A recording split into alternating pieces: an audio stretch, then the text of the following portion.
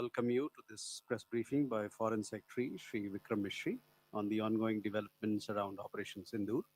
We are also joined by Colonel Sophia Qureshi and Wing Commander Vyomika Singh. With that, I hand over the floor to Foreign Secretary. Sir, over to you. Thank you Randeep नमस्कार good afternoon आप सबका स्वागत है और मैं सबसे पहले अनुरोध करूंगा कर्नल सोफिया कुरैशी से कि वो आपको आज तड़के सवेरे से हुई घटनाओं से अवगत कराएं। Colonel Qureshi. Thank you sir. नमस्कार। 8 से 9 मई 2025 की मध्य रात्रि को पाकिस्तानी सेना ने सैन्य बुनियादी ढांचे को निशाना बनाने के इरादे से पूरी पश्चिमी सेना पर भारतीय वायु क्षेत्र का कई बार उल्लंघन किया। यही नहीं बल्कि पाकिस्तानी सेना ने नियंत्रण रेखा पर भारी कैलिबर वाले हथियारों से गोलीबारी भी की। अंतर्राष्ट्रीय सीमा और नियंत्रण रेखा पर लेह से लेकर सरक्रीक तक 36 स्थानों पर 300 से 400 लगभग ड्रोनों का इस्तेमाल घुसपैठ का प्रयास करने के लिए किया गया। भारतीय सशस्त्र बलों ने काइनेटिक्स व नॉन काइनेटिक साधनों का उपयोग करके इनमें से कई ड्रोन्स को मार गिराया।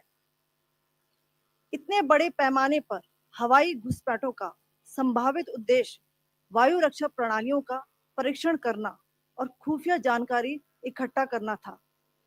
ड्रोन के मलबे की फोरेंसिक जांच की जा रही है। प्रारंभिक रिपोर्ट्स से पता चलता है कि वे तुर्की के असीस गार्ड सोंगर ड्रोन्स हैं। इसके उपरांत रात में पाकिस्तान के एक सशस्त्र यूएवी ने भटिंडा सैन्य स्टेशन को निशाना बनाने की कोशिश भी की, जिसे पकड़ा गया और उसे निष्क्रिय कर दिया गया। पाकिस्तानी हमले के जवाब में पाकिस्तान में 4 हवाई रक्षा स्थलों पर सशस्त्र ड्रोन्स लॉन्च किए गए। इनमें से एक ड्रोन एडी रडार को नष्ट करने में सक्षम रहा।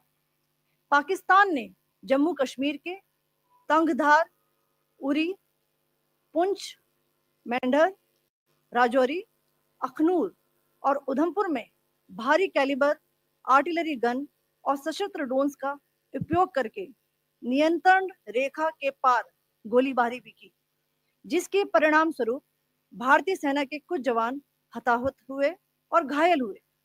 भारतीय जवाबी कार्रवाई में पाकिस्तानी सेना को भी बड़ा नुकसान पहुंचाया गया। इसके अलावा पाकिस्तान का गैर जिम्मेदाराना व्यवहार फिर से सामने आया। 7 मई 2025 को रात 8:30 बजे एक असफल अकारण ड्रोन और मिसाइल हमला करने के बावजूद पाकिस्तान ने अपना नागरिक हवाई क्षेत्र बंद नहीं किया। पाकिस्तान अपने नागरिक विमानों को ढाल के रूप में इस्तेमाल कर रहा है, जबकि उसे अच्छी तरह से पता है कि भारत पर उसके हमले से हवाई रक्षा की तीव्र प्रतिक्रिया होगी। यह भारत और पाकिस्तान के बीच अंतर्राष्ट्रीय सीमा के पास उड़ान भरने वाले अंतर्राष्ट्रीय उड़ानों सहित नागरिक विमानों के लिए सुरक्षित नहीं है। यहाँ स्क्रीन शॉट में पंजाब सेक्टर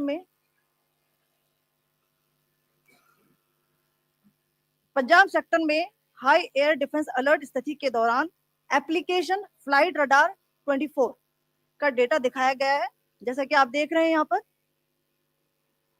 भारतीय पक्ष का हवाई क्षेत्र घोषित बंद के कारण नागरिक हवाई यातायात से पूरी तरह से रहित है।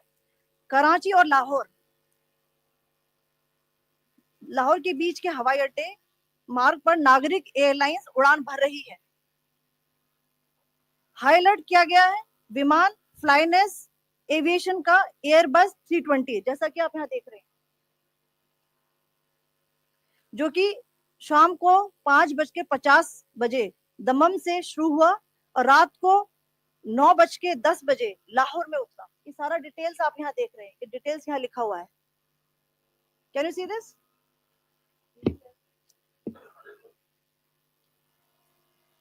भारतीय वायुसेना ने अपनी प्रतिक्रिया में काफी संयम दिखाया और इस प्रकार अंतरराष्ट्रीय नागरिक विमान सेवा की सुरक्षा सुनिश्चित की। धन्यवाद। जय Hind. So, good afternoon to you all. On the intervening night of 8-9 May 2025, Pakistan military carried out multiple violations of Indian airspace along the entire western border with an intent to target military infrastructure. Pakistan military also resorted to firing of heavy caliber weapons along the line of control. Along the international border and line of control, drone intrusions were attempted from Leh to Sir Creek at 36 locations with approximately 300 to 400 drones. Indian Armed Forces brought down a number of these drones using kinetic and non-kinetic means. The possible purpose of these large-scale aerial intrusions were to test the AD systems and gather intelligence. Forensic examination of the drone debris is being undertaken. Preliminary reports suggest them to be of Aziz Guard Songa drone of Turkey. Later in the night, an armed UAV of Pakistan attempted to target Bhatinda military station, which was detected and neutralized. In response to the Pakistani attack, armed drones were launched at 4 air defense sites in Pakistan. One of the drones was able to destroy an AD radar. Pakistan also carried out artillery shelling across the line of control using heavy caliber artillery guns and armed drones at Tangdhar, Uri, Poonch, Mendhar, Rajouri, Akhnur, and Udhampur in Jammu and Kashmir area, which resulted in some losses and injuries to Indian Army personnel. Pakistan Army also suffered major losses in Indian retaliatory fire.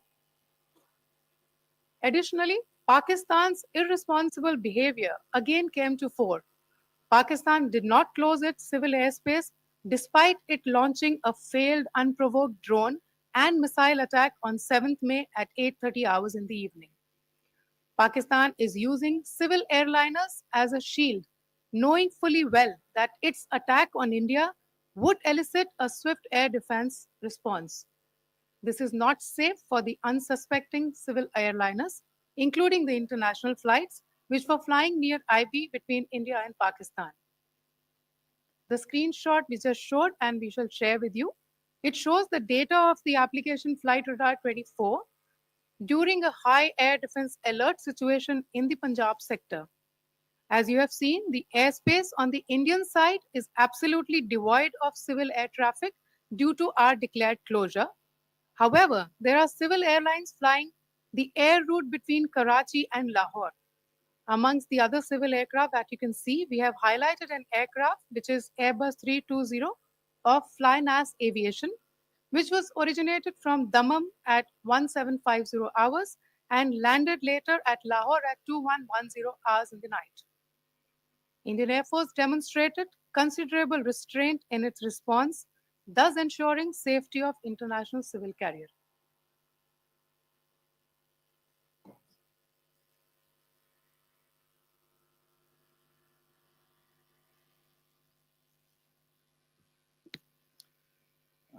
Thank you, Colonel Qureshi, Wing Commander Singh. I have just a few points to share in addition. कल रात की पाकिस्तानी सेना की कायरतापूर्ण गतिविधियों से आपको colonel Qureshi और विंग कमांडर सिंह ने पहले ही अवगत करा दिया है. These provocative and escalatory actions that were taken by Pakistan last night were targeted at Indian cities and civilian infrastructure, in addition to some military targets. The Indian Armed Forces responded proportionately, adequately, and responsibly. ये जो हमले हुए कल रात को भारतीय सैन्य इकाइयों ने पर्याप्त रूप से और एक जिम्मेदाराना रुख अपनाते हुए इन हरकतों का उत्तर दिया. What I want to underline is that the official and blatantly farcical denial of these attacks that Pakistan carried out by the Pakistani state machinery is yet another example of their duplicity and the new depths that they are plumbing in their quest for disinformation. The other point in the same vein is Pakistani claims that they did not target or attack any religious places. You would recall that yesterday I shared with you an incident related to the attack on a Gurdwara in Punch. Uh, Instead of owning up to these attacks, Pakistan made the preposterous and outrageous claim that it was the Indian armed forces and the Indian Air Force that was targeting cities like Amritsar and trying to put the blame on Pakistan. This is nothing but a desperate attempt by Pakistan to disown its acts of aggression, but it is also true to type in its effort to deceive and mislead the world. It will not succeed. The Gurdwara in Punch, in particular, was attacked by Pakistan, and some local members of the Sikh community, including a Ragi of the Gurdwara, lost their lives in this incident, as I shared yesterday. TV पर आप इस हमले के चित्र देख सकते हैं. In addition, that we would attack our own cities is the kind of deranged fantasy that only the Pakistani state can come up with. Perhaps they do it because they are well versed in such action, as their history would show. The last point I wanted to make this evening is again this disinformation that is coming from Pakistan about India targeting the Nankana Sahib Gurdwara through a drone attack. This is again yet another blatant lie and part of Pakistan's disinformation campaign. As we saw in the Pahalgam attack, Pakistan is again trying desperately to impart a communal hue to the situation with an intention to create discord. Again, we are not surprised. India's steadfast unity in itself is a challenge to Pakistan. Let me stop there. I have time only for a few questions and be happy to try and answer them. First, I call Siddharth. Siddharth, please. Hi, sir. I'm Siddharth from Beyond. So this is Siddharth, behind, please. The other Siddharth. yes. Hi, sir. I'm Siddhant from CNN News 18. Sir, I only want to know from you the status of Kartarpur corridor. Is it open or not? If you can. I think you're all aware of the situation along the entire India-Pakistan border and the areas around the line of control. In view of the existing security scenario, the services of the Kartarpur Sahib corridor have been suspended till further directions. We'll update you as and when there is a change in the situation. We have a question here. Rishabh. So, good evening, Rishabh from Times Now. So, you spoke about religious places being hit in Jammu. There's another religious place, which is a Carmelite nun church that has been hit. What do you have to say about it, if you can explain that to us? Yeah, actually, we do have some information about this extremely regrettable and condemnable incident during heavy shelling across the line of control in the early morning of 7th May. A shell fired from Pakistan landed just behind the Christ School run by the Carmelites of Mary Immaculate congregation in Puj. Tragically, the shell fired from Pakistan hit the home of two students of the Christ School. Both students unfortunately lost their lives and their parents were severely injured.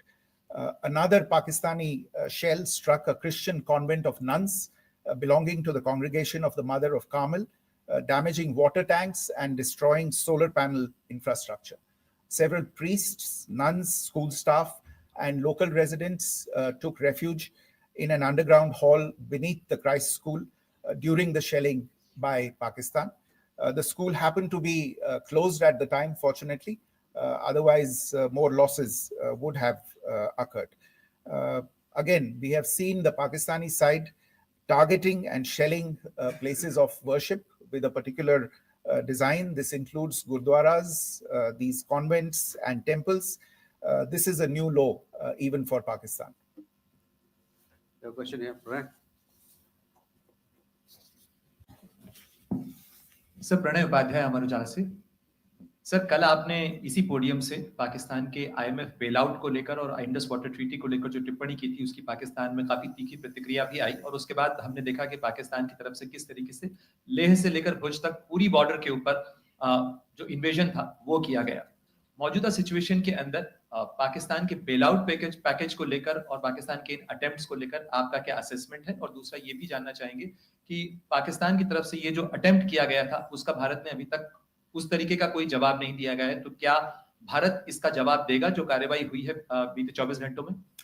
देखिए प्रणय, जहां तक Indus waters treaty का सवाल है, मैंने कल विस्तार से उसके बारे में इसकी चर्चा की है। Indus waters treaty is in abeyance and as such I have nothing further to add to the decision that was announced by the cabinet committee on security. जहां तक IMF bailout का सवाल है, आपको ज्ञान होगा कि IMF की आज मीटिंग हो रही है। हम वहां पे अपना पक्ष रखेंगे और जो हमारा मत है इन चीज़ों को लेके वहां पे साझा करेंगे दूसरे मेंबर्स के साथ। ये बोर्ड पे निर्भर है कि वहां पे क्या निर्णय होता है। और जहां तक जो कार्रवाई हुई है उसका जवाब देने का जो आपने जो प्रश्न उठाया है, जो आज ब्रीफिंग हुई है, जो आपको सूचना मिली है, मैंने भी कहा है कि जो आज सवेरे तड़के सवेरे जो गतिविधियां हुई, भारत ने उनका एक जिम्मेदाराना पूर्ण तरीके से और एक पर्याप्त तरीके से उसका जवाब दे दिया है। सिद्धांत। Hi, sir. Siddhant from WION. Sir, the External Affairs Minister has spoken to many of his counterparts around the world. Yesterday, he spoke to the US Secretary of State, Marco Rubio. So, what were the key areas of conversations during that call? Yes, the minister had a conversation with the US Secretary of State. As you can imagine, the focus of discussions was the terrorist attack in Pahalgam and the response that India mounted after that on the 7th of May. The Secretary of State shared his thoughts on these developments with the minister. The minister deeply appreciated the US's commitment to work with India in the fight against terrorism. And he also underlined the targeted measures that India had taken in connection with Sindoor. The minister also underlined that India would firmly counter any attempts at escalation from there. But in follow-up to that, as you are aware, there have been a number of other conversations. The minister had a conversation with the UK Foreign Secretary, David Lammy, today. There too, the discussion centered around countering terrorism, for which there must be zero tolerance. And I understand just a short while ago, the External Affairs Minister has also spoken to the Foreign Minister of Norway, Espen Barth Eide, which was also focused on recent developments stemming from the terrorist act in Pahalgam. One last question, Sudhi. Sir, Foreign Secretary, thank you for doing this. Sudhi Ranjan from Bloomberg. Foreign Secretary, India had struck Bahawalpur the other day, which is also connected with the murder of one of us, journalist Daniel Pearl. If you could give us an understanding of what exactly are the reports that you're getting. Well, you're right. Bahawalpur is the headquarters of the Jaish-e-Mohammed terrorist group that is proscribed by the United Nations. Its leader, Maulana Masood Azhar, is a proscribed individual. It is, you brought up the connection with the tragic death or killing of Daniel Pearl of the Wall Street Journal. the Jaish-e-Mohammed was in some way directly or indirectly responsible for the death of Daniel Pearl. But the real connection is through Ahmad Omar Saeed Sheikh, the British Pakistani jihadi who was held in India, but was finally released in 2000, and he was the person who lured Daniel Pearl to his eventually leading to his murder.